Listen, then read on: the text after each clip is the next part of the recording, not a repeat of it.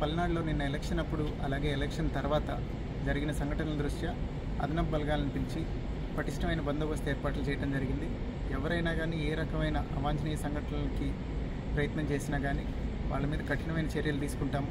వాళ్ళని వెంటనే అరెస్ట్ చేయటము, అట్లానే వాళ్ళ మీద ప్రివెంటివ్ డిటెన్షన్ కానీ, పీడీ యాక్ట్ లేదా ఎక్స్టర్న్మెంట్ ఇట్లాంటి కఠినమైన చర్యలు తీసుకోవడానికి కూడా ఆదేశాలు వచ్చాయి.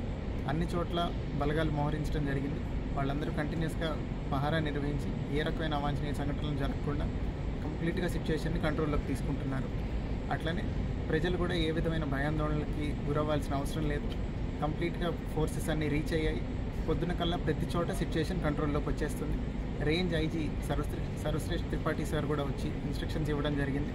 అట్లనే సీనియర్ ఆఫీసర్స్ ఏడీజీ గారు, డీజీ గారు కూడా ఏ రకమైన చర్యలు తీసుకొని ఈ సంఘటనలను అరికట్టాలనే దానికి ఆదేశాలు ఇవ్వడం జరిగింది. వారి ఆదేశాల మేరకు అన్ని చోట్ల ఈ సంఘటన